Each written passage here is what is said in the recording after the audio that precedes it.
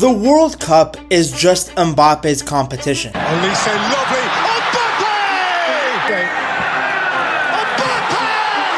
He was doing only cardio in the first half versus Senegal, then remembered, he's Kylian Mbappé. For sure, he's going to be closer because he's going to score other goals during that World Cup. He's going to maybe play another World Cup. Mbappe is now France's all-time top goal scorer. You know how crazy that is? So he's the all-time top goal scorer for France now, and he's like 27. Yes.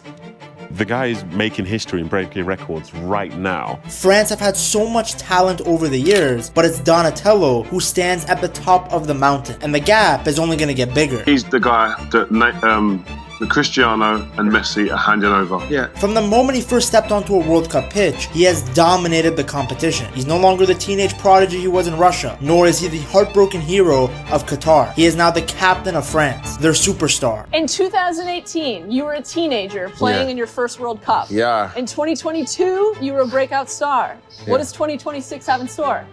Captain now. I'm the captain of the team. And a man chasing a legacy that could pass even the greatest names in the sport. Because when you look at Mbappe's history at the World Cup, there are not many players that can catch him. Fabulous secret powers were revealed to me the day I held aloft my magic sword and said, "By the power of Grayskull." Mbappe. Thuram. Mbappe. Oh, wow. He is an awesome force of nature. I could not take my eyes off this. I could not. Brutal and brilliant.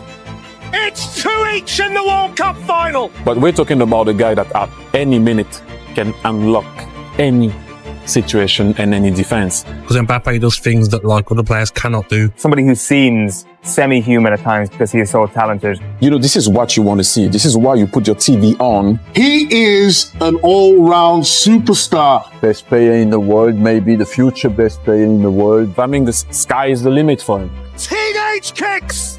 The ultimate teenage kick! The boy with the world at his feet! Heading into the 2018 World Cup in Russia, France was a team with a lot of talent, but a bit of an identity crisis. Nothing, and in a way that suddenly I was so disappointed of seeing my national team being in its all the players being in the last 20 yards, trying to save the result, like, I don't know, Panama, or I don't know, another small team. And that's a team who think they can win the World Cup, maybe. They had lost the Euro 2016 final on home soil to Portugal, a defeat that left a bitter taste in everyone's mouth. The manager, Didier Deschamps, was known for being pragmatic. That's a fancy way of saying that the guy played snooze-fest football in order to win games. He valued defensive solidity over attacking flair. Well, enter Kylian Mbappe. At the time, he was 19 years old. Yes, at the World Cup, he was 19. I don't know why people keep bringing it up as if he was 18. He had just finished a wild season where he moved from Monaco to Paris Saint-Germain. The pressure on him was immense, but he carried himself with confidence. The tournament did not start with fireworks for Mbappe. In fact, France's opening game against Australia was a bit of a snooze fest. The team looked disjointed. Mbappe started on the right wing, but his chemistry with the likes of Antoine Griezmann and Ousmane Dembele wasn't clicking yet. France won 2-1, but it wasn't convincing. But then came the game against Peru. This was the moment that Mbappe put his name in the history books for the first time. And Mbappe touches it in. Kylian Mbappe has his first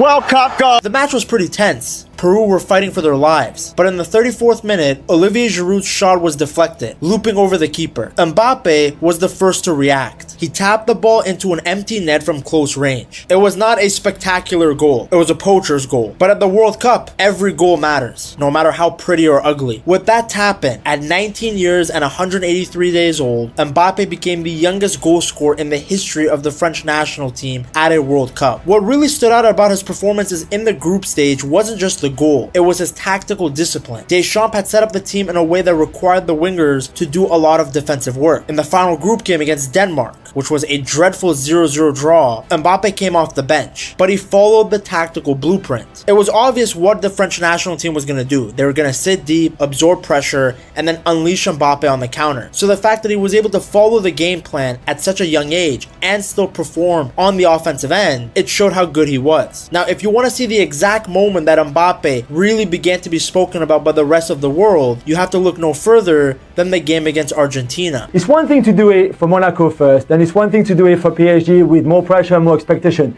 It's another thing to do it on the biggest stage of all against top players in the world in a game like that in the knockout stage of the World Cup, and it's just incredible, and there's no limit for him. It was the old King Lionel Messi versus the new kid Mbappe. About 11 minutes in, Donatello did something insane. He picked up the ball in his own half and just sprinted. He hit a top speed of 37 kilometers per hour. It looked like he was playing with sliders on in FIFA while the rest of the guys were stuck in slow motion. Speed does make people scared. He installed fear into defenders. He ran past the entire Argentina team until they had to finally trip him in the penalty box just to slow him down. Later in the game, he scored 2 goals. One was a tricky shot with his left foot, and the other was a powerful strike into the corner. He became the first teenager since the legend Pelé to score twice in a World Cup knockout game. What gets me is not his skill level or his pace, it's his confidence. I've never seen such a confident teenager. That's one of the biggest assets you can have, because when a player loses confidence, no matter how talented,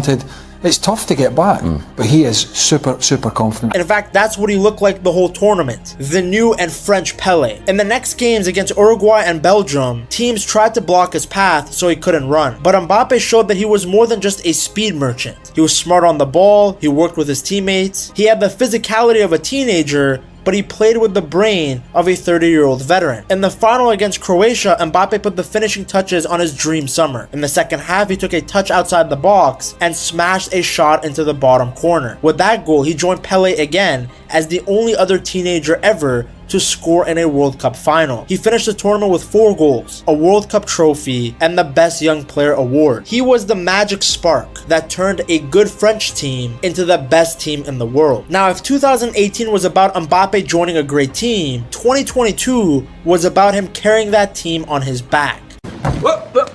Here I come. Oh, here I come. Oh. France arrived in Qatar with a lot of problems. They had a lot of injuries, and one of the best strikers in the world, in Karim Benzema, got hurt right before the tournament started. Everyone kind of looked at Mbappe and said, okay buddy, it's all up to you now. So, he took charge. He started the tournament by destroying Australia, and then scored both goals to beat a very tough Denmark team. By the time they reached the round of 16 against Poland, Mbappe was playing like a man possessed. He set up 1 goal and then scored 2. At that point in the tournament, he already had 5 goals in just 4 games. And we were asking if Kylian Mbappe was the best player in the tournament right now, and even before this game, obviously, Craig, you'd said yes.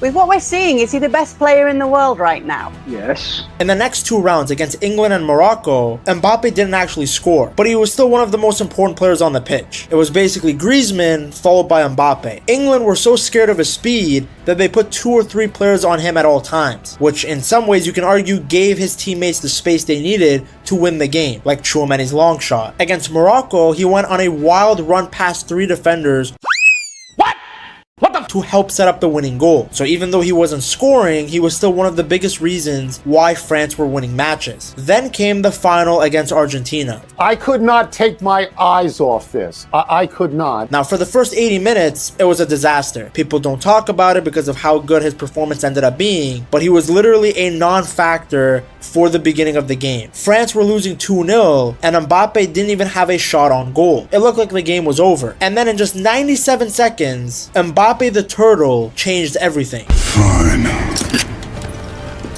I'll do it myself.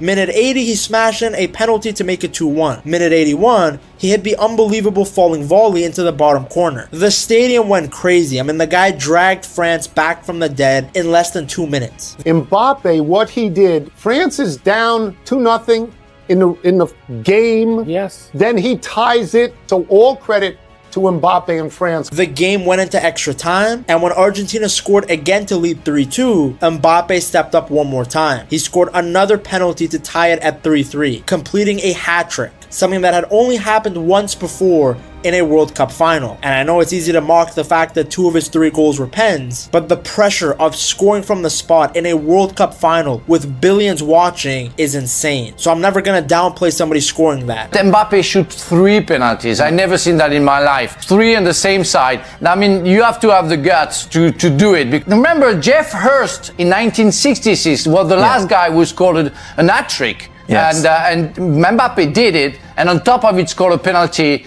on the penalty shootout. The match ended up going to pens. Mbappe took the first one and scored. That was his 3rd penalty of the night against Emi Martinez. Mbappe had basically done everything he possibly could, but unfortunately his teammates missed their shots and France lost. Mbappe ended up winning the Golden Boot for being the top goal scorer with 8 goals, but as you can see from his face, he didn't really care about that. He had just played what many call the greatest individual game in football history, but it wasn't enough to bring the trophy home. Qu'est-ce qui te fait peur? De pas gagner, de décevoir, parce que tu es exigeant avec toi-même. Now the thing is, Mbappe isn't just good at the World Cup, he's also fantastic in the months leading up to the tournament. Whenever a World Cup is around the corner, he just happens to reach a whole other level. Mbappe has this pattern of locking in and putting up massive numbers for his club right before the big tournament starts. Take the 2017-2018 season. Mbappe had just moved to Paris Saint-Germain. At the time, he was the little brother of the team, playing next to a superstar like Neymar. But he ended up finishing the season with 21 goals total. He also got 8 assists in the league alone. He was playing for the team, and funny enough, being unselfish. I say it's funny because these days, the biggest criticism around him is the opposite. They call him the dictator, because he gets players and managers booted out of the team. But that's a convo for another time. One of the biggest reasons why he fits so well into the French national team that summer was because he knew how to help his teammates shine. Now let's go to the 2022-2023 season. By the time that World Cup happened in 2022 in Qatar, Mbappe was not the little brother anymore. He was the boss, big bro. He was scoring almost every single game. He ended up scoring 40 plus goals that year. He was just faster, stronger, and way more clinical than any other version of him before. In fact, I can make an argument that even nowadays with his goal scoring stats being great, he still hasn't looked anywhere near as sharp as he did in those seasons. When Mbappe touches the ball and gets going, you get to the edge of your seat. Sure. You're just like, wait a minute, this is different. Now keep in mind, at that point, he was also dealing with all the drama about him moving to Real Madrid, but he stayed focused and arrived at the World Cup in the best shape of his life. Well, that pattern is happening again in the 2025-2026 season. Mbappe is now a Real Madrid player, and his stats have been scary. He's scoring at a rate that Madrid haven't seen since prime Cristiano Ronaldo. Halfway through the season, he already had 32 goals, including a game where he scored 4 goals all by himself in the Champions League. He's not just a winger anymore, he's playing centrally as a striker, and he's become a pure goal machine. I think sometimes in the life I'm too competitive, you know, it's good to be competitive. There are specific things that make Mbappe a nightmare for any defender in the world. Number one, of course, is that explosive burst and pace. Faster. Everybody knows he's fast, but it's his acceleration that really hurts teams. He can go from standing still to top speed in just a few steps. It's like he has a turbo button. If a defender gets too close, he just flies past them. If they stay back to give themselves space, he just runs directly at them. There's no real winning when you're trying to defend this guy. The second factor is that he's now a goal-scoring machine. Back in 2018, Mbappe was mostly a winger who scored here and there. Now he's a complete striker. He can score from range, he can score in the box. He doesn't need the perfect chance anymore. He's learned how to turn a half chance into a goal out of nowhere. His technique has improved. Now he can score when he's falling over like he did at the 2022 World Cup final. The third factor is that he's so clutch. The guy has ice in his veins. Taking a penalty in a World Cup final is terrifying. Taking a second one in the 118th minute when you're losing, that's another level of pressure. But Mbappe seems to actually love this pressure. When the rest of the team looks tired or scared, he's the one demanding the ball and telling everyone to keep fighting. Now this leads to a big question. What actually happens if Mbappe wins the World Cup in 2026 with France? He's in his prime right now. He's already played in 2 World Cups, won one, and almost won a second. So what does that mean for his legacy? I mean, is he already better than Zidane? In France, Zidane is like a god because of what he achieved with the national team and how beautiful he made the game look. Now, some might argue that you can't even compare these two because they're such different players. But if Mbappe wins a second World Cup, his stats and accolades will be even higher than Zidane's. I mean, Mbappe's already scored more goals in a World Cup final than Zidane ever did. Then what about the GOAT conversation? For years, the greatest of all all-time debate was all about Messi and Ronaldo. Before that, it was Diego Maradona and Pele. But if Mbappe wins the World Cup in 2026, he'll have 2 World Cup trophies, which is more than Messi, and he already had more than Ronaldo. He'll likely be the all-time top goal scorer in World Cup history, and he'll have done it as the main leader of his team for nearly a decade. Now maybe some of you are laughing, saying what a stupid argument. No way Mbappe can be the GOAT. But you guys underestimate the power of recency bias. Had France won the World Cup in 2022 after the performance he put on, people would have legit pushed Donatello to be in the GOAT conversation. So if he does it again in 2026, trust me, people will return to this convo. If he does this, one guy who will feel very vindicated will be Cristiano Ronaldo, because he's been right about Mbappe ever since he joined Real Madrid. To see what Ronaldo said about Mbappe, you have to watch this video right here.